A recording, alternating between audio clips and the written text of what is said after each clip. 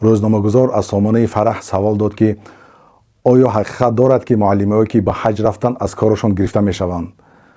در جواب رئیس ناحیه شهر نو عبدالقادر ولیزاده تصدیق کرده گفت که بله، باید فعالیتشان قطع کرده شود.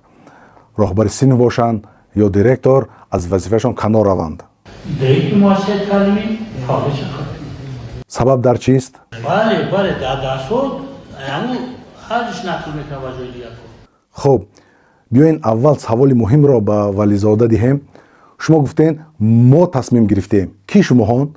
خودت با کارگران مقامات، یعنی از مقامات طلب و فشار بود، یا اینکه خودت با حقوق شناسان تصمیم گرفتین که این معلم ها حقوق دولت را ویران کردند؟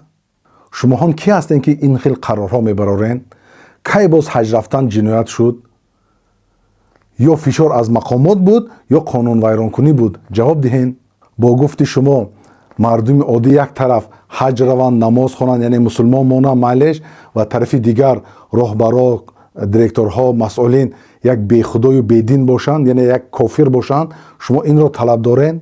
اگر گوید که این خیلی نه، مشکل معلمان این بود که از حجشان نقل کردن، این سبب شد که از راهبریت گرفته شد، پس پرزیدنت تاجیکستان امامعلی رحمان هم حج کرد، در پارلمان از حجش نقل کرد، پس چرا او از وظیفه کنار نرفت؟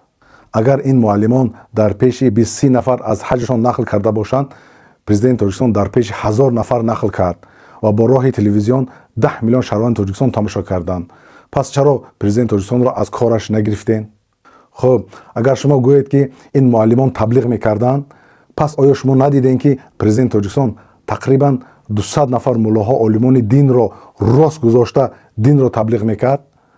حکمای حج، روزه، نماز و آیات قرآن را یاد میداد؟ این در حالتی که این 200 نفر عالمان دین شهادتنامه دینی دارند. امامعلی رحمان باشد نه ندارد. در این نگاه نکرده پرزیدنت تاجیکستان با این عالمان تبلیغ دین میکرد.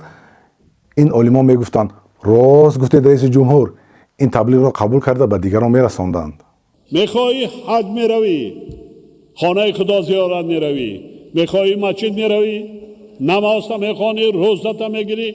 خب و این معلمان هم این تبلیغ پرزیدنت را دیده آرزو کردند، تمنا کردند که آنها مثل امامعلی رحمانوف حج روند، حاجی شوند. یعنی شخص مثل پرزیدنت امامعلی رحمانوف آرزو کند که حاجی شود، این یعنی جنایت هست؟ به این شما چی میگوین؟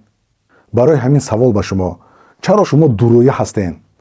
یا پرزیدنت تاجیکستان را هم از وظیفه‌اش گیرین، یا مانند راهبران صنف مانند رئیس جمهور حج روند. در آخر مراجعت من به فعالان حقوق این حادثه را تفتیش کرده برایند، زیرا که حقوق معلمان پایمال شده است. این رئیس شهر نو ولیزاده بر سر مردم ظلم دارد. الله المستعان. این را دیده برآمدن در کار.